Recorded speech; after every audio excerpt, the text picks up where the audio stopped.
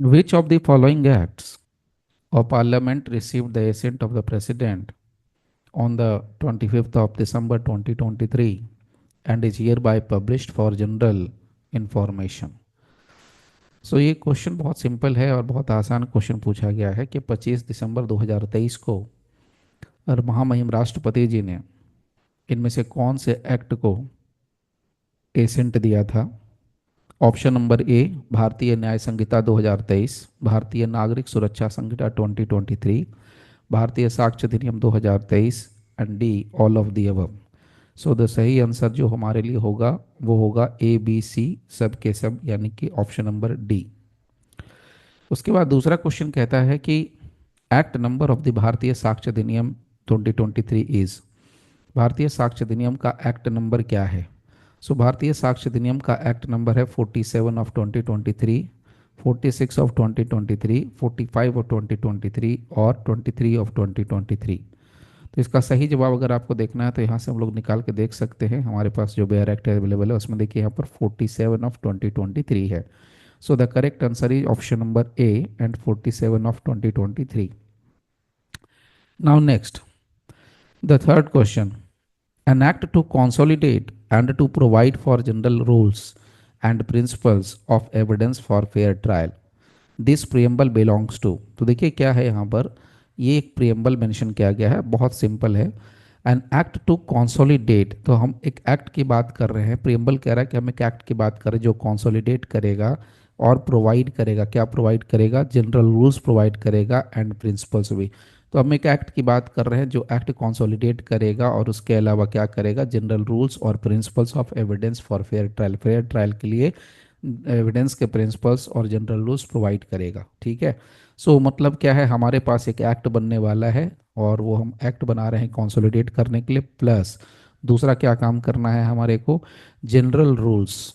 ठीक है, general rules और प्रिंसिपल्स ऑफ एविडेंस, ये दोनों को मिला करके कह रहा है। तो प्रिंसिपल्स ऑफ एविडेंस, तो हमारे पास एक एक्ट आएगा जिसमें हम कह रहे हैं कंसोलिडेट करना और जनरल रूल्स और प्रिंसिपल्स ऑफ एविडेंस। तो ये प्रियम्बल है। तो ये किस एक्ट के लिए, तो बहुत सिंपल, यहाँ पर आपको एविडेंस लिखा हुआ मिल गया तो ज़्यादा दिमाग लगाने की जरूरत नहीं है। तो समझ जाइए कि भारतीय कौन सा लगा, साक्ष्य अधिनियम, सी ऑप्शन नंबर होगा, भारतीय Sakshya Adhiniyam 2023। So correct answer is answer number C and there is answer number C. The Bharatiya Sakshya Adhiniyam 2023 received the assent of the President on the 25th of December 2023 and is execute enacted by Parliament in। अब ये पूछ रहा है कि भाई Republic होने का जो साल था उसमें कौन से साल में हम लोगों ने ये किया था, एसेंट मिला था महामहिम राष्ट्रपति जी से। तो देखिए यहाँ पर मेंशन कर दिया कि भारतीय साक्ष्य अधिनियम के केस में, तो भारतीय साक्ष्य अधिनियम को किस रिपब्लिक ईयर में किया गया था, 74th, 72nd, 75th और 76th। करेक्ट आंसर देखना है तो यहाँ पर आपको मिल जाएगा सी, 74th year of the Republic of India, यहीं पर आपके सामने आंसर है। तो यहाँ पर जो करेक्ट आंसर होगा option number A, 74th year of the Republic of India. Next question की तरफ बढ़ते हैं। Total number of parts in the Bharatiya Sakshya अधिनियम इज, टोटल नंबर पार्ट्स कितने हैं। तो चलिए पार्ट्स की बात करते हैं। तो टोटल नंबर ऑफ पार्ट्स यहाँ पर ऑप्शन नंबर ए है 5, ऑप्शन नंबर बी है 4, ऑप्शन नंबर 3 है 3 एंड ऑप्शन नंबर डी है 2। सो करेक्ट आंसर होगा 4। तो यहाँ पर हमारे लिए जो सही आंसर है वो है 4। Now next, total number of sections in the Bharatiya Sakshya अधिनियम इज, तो ये बहुत बड़ी चीज़ नहीं है। टोटल नंबर कितना है, तो अभी हमारे लिए जो बना है वो है 170। पहले जो हमारे पास इंडियन एविडेंस एक्ट 1872 का हुआ करता था उसमें था 167। Total number of chapters in the Bharatiya Sakshya Adhiniyam 2023 is, साक्ष्य अधिनियम में टोटल नंबर ऑफ चैप्टर्स कितने हैं। तो इसका भी आंसर मिलता है और ये बहुत सिंपल है, यहाँ पर आएगा ऑप्शन नंबर ए 12। तो यहाँ बाकी ऑप्शन देखने की जरूरत नहीं, आप सीधा याद रखिए कि 12 है। Okay. As per the preamble of the Bharatiya Sakshya Adhiniyam 2023, the purpose of this Adhiniyam is, देखिए जब भी पर्पस बोलता है इसका मतलब आपको प्रियम्बल देखना है या प्रियम्बल से आपको पर्पस फाइंड आउट करना है। तो यहाँ पर कह रहा है कि प्रियम्बल के अकॉर्डिंग हम भारतीय साक्ष्य अधिनियम का पर्पस क्या है। पर्पस का मतलब ये समझिए, बहुत इंटरेस्टिंग फैक्ट ये बता रहा है, कह रहा है कि अब आखिरकार ये जो भारत सरकार है उसने भारतीय साक्ष्य अधिनियम बनाया क्यों। तो मैंने पहले ही आंसर दे दिया कि कंसोलिडेट करने के लिए, और दूसरा जो था जनरल रूल्स और प्रिंसिपल्स, एविडेंस के जनरल रूल्स और प्रिंसिपल्स को डिसाइड करने के लिए। फेयर ट्रायल के पर्पस के लिए। सो फेयर ट्रायल के पर्पस के लिए एविडेंस का प्रिंसिपल और एविडेंस का जनरल रूल्स प्लस कंसोलिडेशन के लिए, तो ये मेन पर्पस है। तो यहाँ पर देखिए ऑप्शन दे रहा है to consolidate and to provide for general rules and principles of evidence for fair trial। B में कहता है to provide consolidate the law of evidence, to define and amend the laws of evidence, to consolidate define and amend the law of evidence for fair trial in criminal proceedings। तो इसका सही answer क्या होना चाहिए? इसका सही answer आपको यहाँ से मिल जाएगा, साफ साफ यहाँ से मिल रहा है प्रियम्बल से। तो प्रियम्बल में जो बात लिखी गई है वो यहाँ पर कोई क्रिमिनल प्रोसीडिंग नहीं लिखा है, ध्यान दीजिएगा। ऑप्शंस को पहचानने की कोशिश कीजिए। यहाँ पर देखिए फर्स्ट वाले में क्या कहा, कंसोलिडेट करना, प्रोवाइड करना जनरल रूल्स, देखिए जनरल रूल्स, और दूसरा principles of evidence. So fair trial के लिए जनरल रूल बनाना एविडेंस का, और फेयर ट्रायल के लिए प्रिंसिपल्स बनाना एविडेंस का, और कंसोलिडेट करना, ये मेन पर्पस है, ठीक है। दूसरा यहाँ पर है ये अधूरा है, to provide consolidate the law of evidence, तो ये ना तो प्रोवाइड या कंसोलिडेट, सिर्फ कंसोलिडेट करना नहीं है। तीसरा ऑप्शन है to define and amend the law, तो यहाँ पर अमेंड की हम बात ही नहीं कर रहे हैं, ना डिफाइन की बात कर रहे हैं, ठीक है, यहाँ पर सीधे कंसोलिडेट की बात कर रहे हैं। और चौथा कहता है to consolidate defined and amend, तो हम कंसोलिडेट भी कर रहे हैं, डिफाइन भी कर रहे हैं, अमेंड भी कर रहे हैं law of evidence for fair trial in criminal proceeding. तो ऐसा थोड़ी है कि एविडेंस जो सिर्फ है कि क्रिमिनल प्रोसीडिंग्स के ऊपर अप्लीकेबल होता है भारतीय साक्ष्य अधिनियम, ये तो दोनों पर अप्लीकेबल होता है, इसलिए आप ऑप्शन भी सही नहीं होगा। तो ऑप्शन नंबर ए जो है करेक्ट आंसर है, और सही आंसर यहाँ पर ये होगा। रीजन मैंने आपको यहाँ पर दिखा दिया है, आपको चुपचाप प्रियम्बल देख लेना है। देखिए भारतीय साक्ष्य अधिनियम 2023 अप्लाइज टू, अब भारतीय साक्ष्य अधिनियम किसके ऊपर लागू होता है? देखिए यहाँ पर ऑप्शन सामने से है। पहला ऑप्शन है the whole of India including the state of Jammu and Kashmir, इसमें तो कोई अब डाउट नहीं है, Jammu and Kashmir reorganisation act के बाद। दूसरा ऑप्शन है कि ऑल जुडिशियल प्रोसीडिंग्स इन और बिफोर एनी कोर्ट, उन सारे जुडिशियल प्रोसीडिंग पर जो किसी भी कोर्ट में लागू होते हैं। तीसरा ऑप्शन है कोर्ट मार्शल। चौथा ऑप्शन है ऑल ऑफ दी अबव। तो यहाँ पर कुछ सोचने के लिए है ही नहीं, जम्मू कश्मीर पर लागू होगा ही होगा, जुडिशियल प्रोसीडिंग्स पर लागू होगा ही होगा, कोर्ट मार्शल पर भी होगा, तो ऑल ऑफ द अबव, यानी आंसर होगा डी। अब आप सोच सकते हैं कि इसका रीजनिंग क्या है, क्यों ऐसा होता है। हमेशा देखिए कोशिश कीजिए क्यों का आंसर ढूंढने के लिए वाई का आंसर। तो देखिए यहाँ पर वाई अगर ढूंढने जाएंगे तो हमें चुपचाप यहाँ पर देखना होगा सेक्शन नंबर 1 सी, सेक्शन नंबर 1 का सब सेक्शन 2 यहाँ बहुत क्लियर है, और ये कहता है it applies to all judicial proceedings, so judicial proceedings पर लागू होगा इन और before any court, comma including court martial, court martial पर भी ये अप्लीकेबल होगा, बट ये एफिडेविट पर लागू नहीं हो। तो कोर्ट मार्शल आ गया, जुडिशियल प्रोसीडिंग आ गया, भारत पर तो लागू होना ही होना है, यानी जम्मू कश्मीर की तो बात करनी ही नहीं है। तो बात खत्म हो गई, यानी कि तीनों के ऊपर ही अप्लीकेबल होगा। Now the Bharatiya Sakshya Adhiniyam 2023 does not apply to the, अब कहाँ पर ये लागू नहीं होता है? So proceeding before the arbitrator पहला ऑप्शन है। दूसरा ऑप्शन कहता है affidavit presented to any court और ऑफिसर। तीसरा है statement made by a lunatic person. चौथा है statement of a person having criminal antecedent. Select the correct answer using the code given below. तो यहाँ पर क्या करना है, अपने को बहुत सिंपल तरीके से देखना है। तो यहाँ पर पहला ऑप्शन है आर्बिट्रेटर, तो कुछ नहीं कीजिए, इसके पीछे आपके चले जाना है यहाँ पर हमारे पास, यानी सेक्शन 1 का सब सेक्शन 2 कहाँ पर लागू होता है, कहाँ पर लागू नहीं होता, याद रखिएगा कहाँ पर लागू होता है, कहाँ पर लागू नहीं होता है। सो एप्लीकेशन की बात करनी है कि कहाँ पर लागू होता है, तो आपको देखना है सेक्शन 1 सब सेक्शन 2, और कहाँ पर लागू नहीं होता है, जहाँ पर लागू नहीं होता है उसके लिए भी आपको देखना है सेक्शन 1 का सब सेक्शन 2। यहाँ पर दोनों का आंसर मिलता है, यहाँ पर साफ साफ लिखा बट नॉट टू, तो कहाँ नहीं लगेगा, तो एफिडेविट पर लागू नहीं होता है, प्रेजेंटेड टू एनी कोर्ट और officer, nor to proceeding before an arbitrator, तो एफिडेविट पर लागू नहीं होगा, और आर्बिट्रेटर के प्रोसीडिंग्स पर भी लागू नहीं होता है।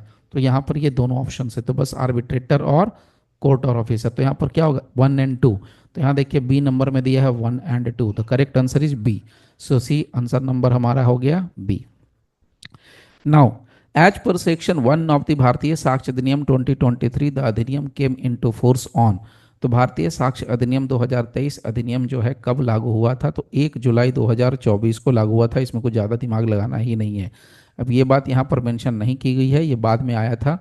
देखिए जब लागू करने की बात थी तो यहाँ देखिए साफ साफ लिखा है 1 जुलाई vide notification so and so, तो ये कैसे मैं बता रहा हूँ, यहाँ पर देखिए सब 1 है, सब सेक्शन उसका 3 है, it shall come into force on such date as the central government be by notification in the official gazette appoint, तो it shall come into force on such date. तो किस date को भैया, तो वो date यहाँ पर आ गई 1 जुलाई 2024 को, और उसके लिए नोटिफिकेशन निकाला गया था, ये नोटिफिकेशन है, और ये 23 फरवरी 2024 को नोटिफिकेशन निकाला गया था। ठीक है, नाउ अब आते हैं नेक्स्ट क्वेश्चन नंबर 12।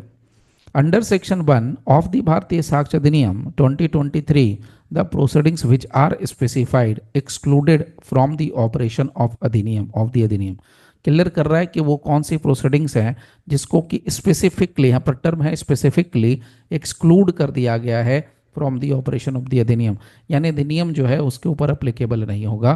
पहला ऑप्शन कहता है प्रोसीडिंग बिफोर इंडस्ट्रियल ट्रिब्यूनल, दूसरा ऑप्शन कहता है प्रोसीडिंग बिफोर आर्बिट्रेटर्स, तीसरा ऑप्शन कहता है प्रोसीडिंग्स बिफोर एडमिनिस्ट्रेटिव ट्रिब्यूनल्स।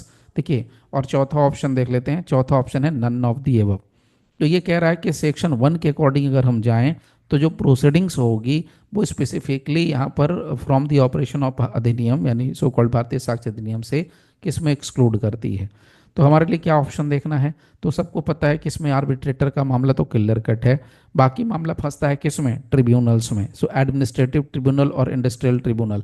तो यहाँ पर जो सही आंसर होना चाहिए वो क्या हो जाएगा, प्रोसीडिंग बिफोर द आर्बिट्रेटर्स। तो बाकी की बात ही नहीं करेंगे, ठीक है, कि ट्रिब्यूनल्स की बात नहीं कर रहा है यहाँ पर, आर्बिट्रेटर्स का यहाँ सीधा सीधा कॉन्सेप्ट दिया हुआ है, तो हम उसको उठा लेंगे आर्बिट्रेटर वाले पार्ट को। ठीक है, नाउ यहाँ पर कहाँ लागू नहीं होगा, तो एफिडेविट और आर्बिट्रेटर सिंपल है 2A, याद रखिए कहाँ लागू नहीं होगा, तो 2A पर लागू नहीं होगा, A फॉर आर्बिट्रेटर और A for affidavit, affidavit arbitrator, affidavit arbitrator, affidavit arbitrator. Coming to the next, the Bharatiya, sorry, definition of different terms is given under which section of the भारतीय साक्ष्य अधिनियम। सो भारतीय साक्ष्य अधिनियम के किस सेक्शन के अंदर परिभाषा दी गई है, तो किस सेक्शन के अंदर परिभाषा दी गई है, तो सेक्शन 2(1), यहाँ कुछ नहीं करना है। देखिए यहाँ पर अपने को डेफिनेशन दिया हुआ है, डेफिनेशन यहाँ पर आपको मिलता है सेक्शन 2 का सब सेक्शन 1, तो क्लियर मेंशन किया हुआ है 2(1). अगर ये 2(1) मान लो मेंशन नहीं किया हुआ है तो आप सिर्फ सेक्शन 2 को ऑप्शन ले सकते हैं, अदरवाइज अगर आपको क्लियरली मेंशन कर दिया गया है 2(1) तो फिर आप इसको लेंगे, ठीक है, बाकी तो लेने की जरूरत ही नहीं, तो option number B, answer B होगा। Now in Bharatiya Sakshya Adhiniyam 2023 unless the context otherwise requires, अब देखिए यहाँ पर हो रहा है झोल, मतलब समझिएगा ध्यान से इसमें क्या करना है। इस तरह के जो क्वेश्चन अभी आपको मिल रहे हैं ना, इसको बहुत पेशेंस के साथ बार बार रिपीटेशन करके बनाना चाहिए, और ऐसे क्वेश्चंस को तो मैं कहूँगा एक अलग से एक पैटर्न रहता है, यानी कि एक अलग ही पैटर्न पे रखिए, सारे क्वेश्चंस को एक जगह कलेक्ट करके रखिए और उससे बनाइए, ताकि आपके माइंड में ना ये जो है ना पूरा का पूरा सेक्शन अपने आप रटा भी जाएगा और आपको समझ में भी आएगा, कभी भी कहीं भी नहीं फंसेंगे आप। अदरवाइज आप बेयर एक्ट से रटने की कोशिश करेंगे, बड़ा मुश्किल काम हो जाता है। ठीक है, देखिए क्या कह रहा है, ये कह रहा है कि भारतीय Sakshya Adhiniyam 2023 unless the context otherwise requires, ये कोर्ट का डेफिनेशन दे रहा है। अब इसमें क्या है कि ए में भी कोर्ट का डेफिनेशन है, बी में भी है, सी में भी है और डी में भी है, सब में कोर्ट का डेफिनेशन है। तो सबसे सही डेफिनेशन कोर्ट का किस में दिया गया है, ए में, बी में, सी में और डी में, we have to find it out. अब देखिए जरा पहले वाले को देखते हैं, ठीक है, देखिए यहाँ पर लिखता है कोर्ट इंक्लूड्स ऑल जजेज और मजिस्ट्रेट, ध्यान से बारीकी से देखिए यहाँ पर ऑल जजेज ऑल मजिस्ट्रेट। मैं ऐसा करता हूँ आप लोगों के लिए, पहले मैं आपको यहाँ से डेफिनेशन दिखा देता हूँ, उसके बाद देखिए ध्यान से देखना, एकदम बारीकी से पढ़ना, ठीक है, क्योंकि ऐसे क्वेश्चंस में अक्सर आंसर गलत ही होता है। हड़बड़ी बिल्कुल नहीं करनी, हड़बड़ी तब आप करिए जब आप 200% श्योर हैं, गारंटी है, तब जब आपको कंफर्म पता है तब, अदरवाइज तुक्का वुक्का मत मारिए, ठीक है। सो कोर्ट इंक्लूड्स ऑल जजेज, यहां देखिए लिखा है कोर्ट के बाद इंक्लूड्स ऑल जजेज एंड मजिस्ट्रेट्स, ठीक है, ध्यान दीजिए। तो कोर्ट इंक्लूड्स ऑल जजेज एंड मजिस्ट्रेट, ऑल जजेज एंड मजिस्ट्रेट्स, एंड फिर लगा दिया एंड, ये बारीकी यही सब तोड़ेगा बीच में। सो ऑल जजेस एंड मजिस्ट्रेट एंड, तो ऑल एंड, ठीक है, all persons except arbitrators legally authorise to take evidence, तो यहां पर ऑल है, एंड है, फिर ऑल है, except arbitrators legally authorise to take evidence. अब हमें क्या करना है, यही चीज ढूंढनी है। तो देखिए पहले वाले पे देखिए, ए कोर्ट इंक्लूड्स ऑल जजेज और मैजिस्ट्रेट, यहां पर लिख दिया, यहां पर क्या है, एंड है, ध्यान दीजिए, ये यहां से इसकी वजह से ये गलत हो जाएगा, तो ये ऑप्शन हम लेंगे ही नहीं, बात खत्म यहीं पर हो गई, आगे दिमाग लगाने की जरूरत है ही नहीं। तो बी में आइए, बी में देखिए, कोर्ट इंक्लूड्स ऑल जजेज एंड मजिस्ट्रेट है और फिर यहाँ और कर दिया, तो ये भी ऑप्शन गलत है, क्योंकि यहाँ पर अपने को 2 बार एंड मिल चुका है। ठीक है, तो ये क्वेश्चन में क्या करना है, 2 बार एंड लगा के रखना, तो ये नहीं है, तो ये भी ऑप्शन गलत है। ज़्यादा आगे पढ़ने की जरूरत ही नहीं है, अपना टाइम ही नहीं रहेगा वहां पर आपको पढ़ने के लिए। Number C, court includes all जजेज एंड मैजिस्ट्रेट एक्सेप्ट। अब यहाँ पर देखिए ऑल जजेज एंड मजिस्ट्रेट, ठीक है, यहां तक तो ठीक है, लेकिन यहां पर इन्होंने पूरा काट दिया, ऑल पर्सन्स ये वाला जो हिस्सा है ना ये काट दिया है। ठीक है, तो ये भी ऑप्शन गलत हो गया। अब डी को देखते हैं ध्यान से, कोर्ट इंक्लूड्स ऑल जजेस and magistrate and all persons, तो यहां पर ऑल है, एंड है, ऑल पर्सन्स है, एक्सेप्ट भी लिखा है, आर्बिट्रेटर्स भी है, legally authorise to take evidence. इसी कारण से ये जो ऑप्शन नंबर डी है वो सही होगा। तो ऐसे क्वेश्चंस को एक अलग हम लोग बना करके रख सकते हैं। ठीक है, नाउ अब आइए नेक्स्ट, इसी से रिलेटेड देखिए क्वेश्चन कितने तरीके से पूछा जा सकता है। इन Bharatiya Sakshya Adhiniyam 2023 under section 21A, यहां से देखिए कितने अलग अलग कोर्ट का डेफिनेशन कहां दिया गया है, तो कोर्ट का डेफिनेशन आपको मिलेगा सेक्शन 21A में मिलेगा। एक तो ये हो गया, दूसरा कोर्ट का डेफिनेशन क्या है वो आपको मिल जाएगा। इसके अलावा यहां से ये तीसरा पैटर्न है, तीसरा तरीका है जिससे ये क्वेश्चन पूछा जा रहा है। इन भारतीय साक्ष्य अधिनियम under section 21A unless the context otherwise requires the term court includes, तो यहाँ पर unless the context otherwise requires the term court includes, तो इसमें कौन कौन सी चीजें आती हैं, ऑल जजेज एंड मैजिस्ट्रेट, यहीं से उठा लेना है चुपचाप, legally authorise to take evidence, सही बात है, all persons legally authorise to take evidence, तो हम किसको कोर्ट कहेंगे, सो सारे जजेज और मजिस्ट्रेट जो कि ऑथोराइज हैं एविडेंस लेने के लिए, ऑल पर्सन्स जो कि लीगली ऑथोराइज हैं एविडेंस लेने के लिए। तीसरा ऑप्शन है आर्बिट्रेटर, तो आर्बिट्रेटर तो सवाल ही नहीं है कि होगा। उसके अलावा डी ऑप्शन दिया है बोथ ए एंड बी, तो सही आंसर क्या हो जाएगा, D, both A and B, तो आंसर हमारे लिए है D, both A and B. ठीक है, चलिए अब आते हैं नेक्स्ट क्वेश्चन पर। नेक्स्ट क्वेश्चन है question number 16, the words means and includes. अब ध्यान से देखिएगा, ये छोटा सा क्वेश्चन पूछा जा रहा है, ये अलग अलग जगह पर अलग अलग, ये क्वेश्चन कॉमन है, ये चाहे आप पढ़ लो, आप भारतीय साक्ष्य अधिनियम पढ़ लो, बीएनएसएस पढ़ लो, बीएनएस पढ़ लो, कहीं भी पढ़ लो, ये सब जगह ये कॉमन क्वेश्चन बनता है। ठीक है, so words means and includes in the definition clause would indicate that the definition is exhaustive. अब ये क्वेश्चन कह रहा है कि जो वर्ड लिखा गया है मीन्स एंड इंक्लूड्स, इसको फ्रेज भी आप बोल सकते हो एक तरीके से, सो means and includes, means and includes, means and includes, इसको 2-3 बार रिपीट करो, मीन्स एंड इंक्लूड्स का मतलब क्या है, मीन्स का मतलब आप मीनिंग बता रहे हो, अर्थ बता रहे हो, और इंक्लूड मतलब इन चीज़ों को इंक्लूड कर रहे हो, मतलब आप बता रहे हो कि फैमिली का मतलब आपके लिए क्या है। जैसे कि एग्जांपल लेते हैं फैमिली, व्हाट इज द, आपसे पूछा जाएगा कि फैमिली का डेफिनेशन क्या है, आप पूरी दुनिया को फैमिली तो बना नहीं सकते हो, सच्ची बात यही है। तो आप फैमिली का आपके लिए क्या मीनिंग हो जाएगा, अगर आपकी फैमिली में आपके पापा हैं मम्मा है, तो आप क्या बोलोगे, family means and includes father and mother, और इसके अलावा अगर कोई सिस्टर है तो आप बोलोगे सिस्टर, दैट्स इट, अगर इसके अलावा कोई नहीं बोल सकते, तो आपका अपना डेफिनेशन हो गया। उसी तरीके से यहां पर कह रहा है कि वर्ड्स मीन्स एंड इंक्लूड्स, तो अपने, तो वो कंप्लीट आपकी जो है ना फैमिली आपकी कंप्लीट है, so means and includes in the definition clause would indicate, definition is exhaustive, exhaustive का मतलब होता है complete, yes, definition is exhaustive मतलब ये कंप्लीट है। तो यहां पर देखिए the statement is totally true, तो मुझे लगता है यही सही आंसर होगा। This statement is totally false, ये गलत ऑप्शन है। The statement is partly true, ये भी गलत ऑप्शन है। डी है this statement is partly false, ये भी गलत आंसर है।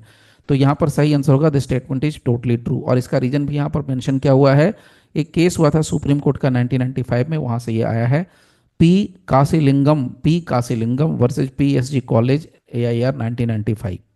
ओके, चलिए नाउ नेक्स्ट क्वेश्चन पे आते हैं, section question number 17, evidence is one of those matters which are governed by the law of the country. ध्यान से सुनिएगा क्या कह रहा है, evidence is one of those matters which are governed by the law of evidence.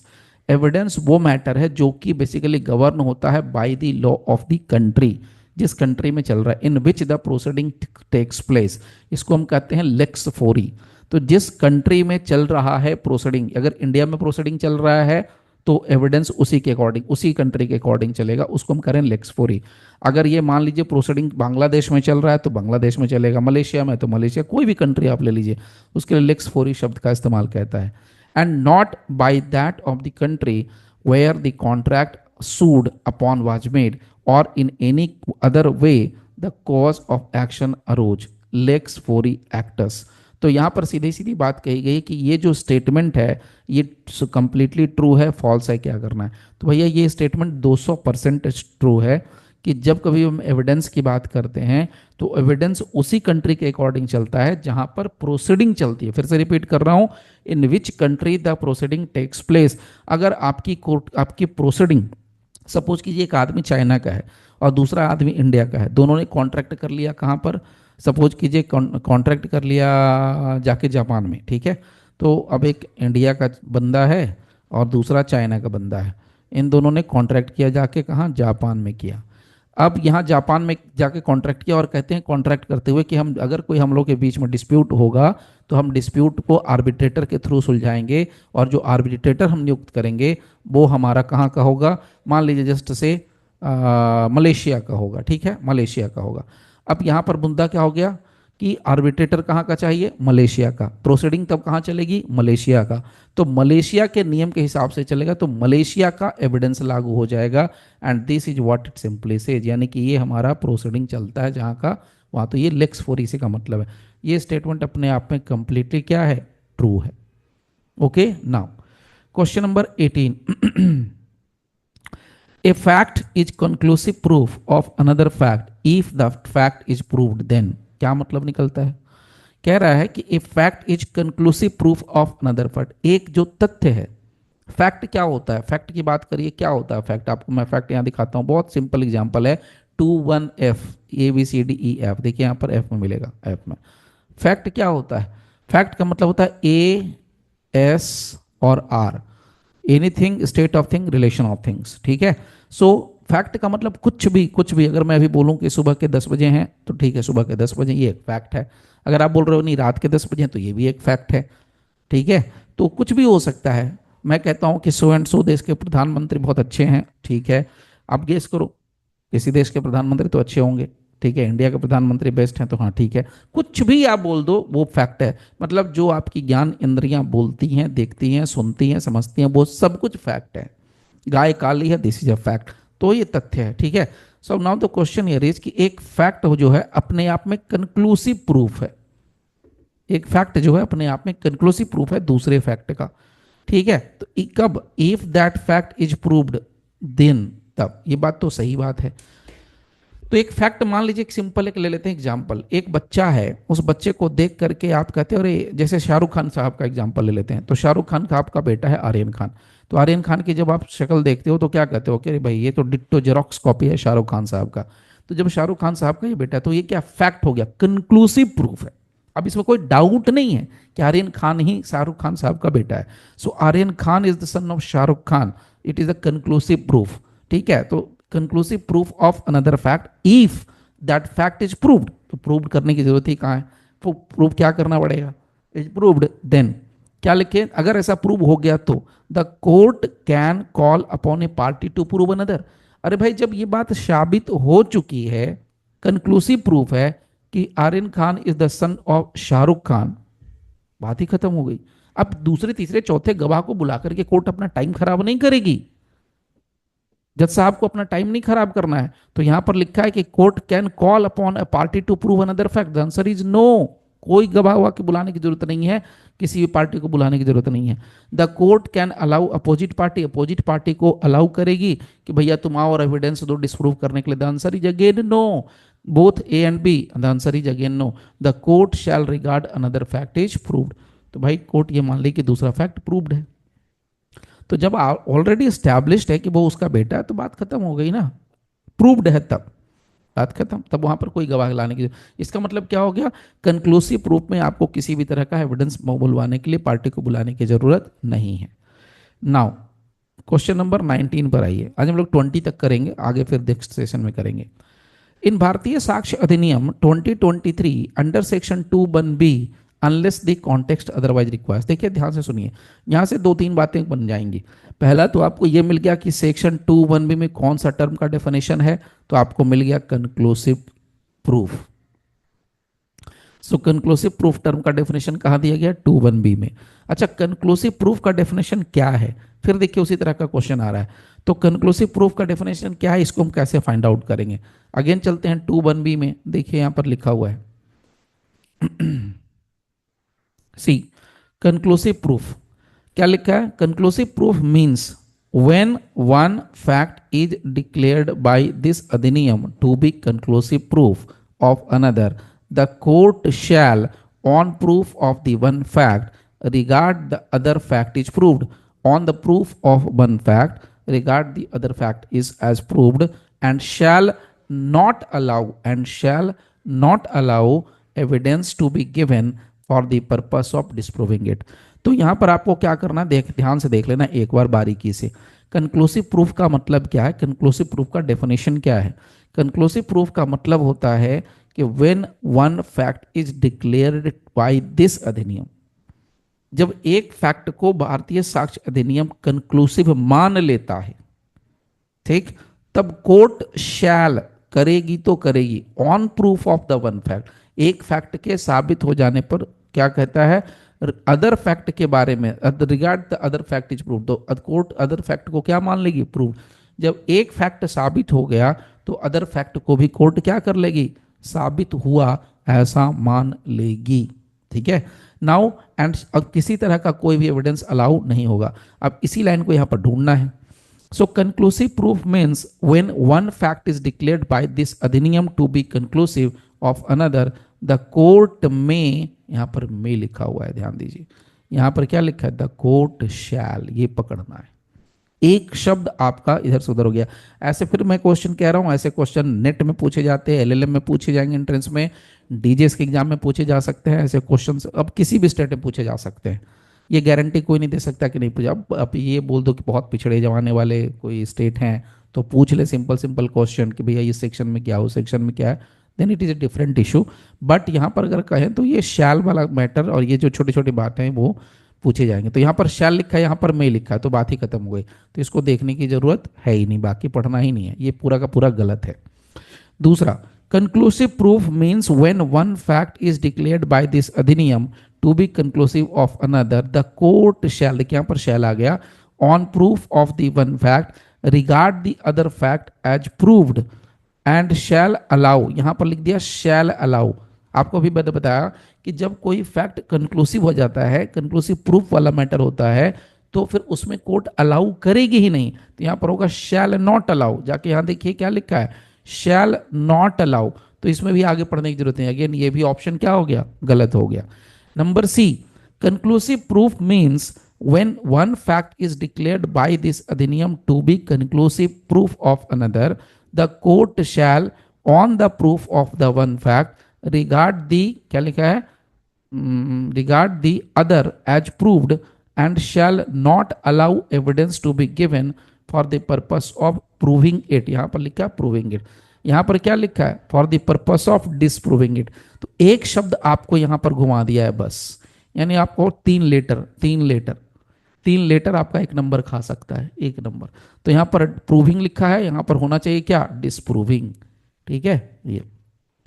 अब आगे चलिए, last option, conclusive proof means when one fact is declared by this अधिनियम, when one fact is declared by this अधिनियम to be conclusive और proof of another, the court shall, यहां पर सब सही जा रहा है, one fact is declared by this अधिनियम to be conclusive proof of another, comma the court shall, यहां पर शैल भी लगा दिया, on proof of the one fact के प्रूव होने पर, regard the other as proved and shall not allow evidence to be given for the purpose of disproving it. तो इसमें एक भी ऐसी बात नहीं है जो मिसिंग है।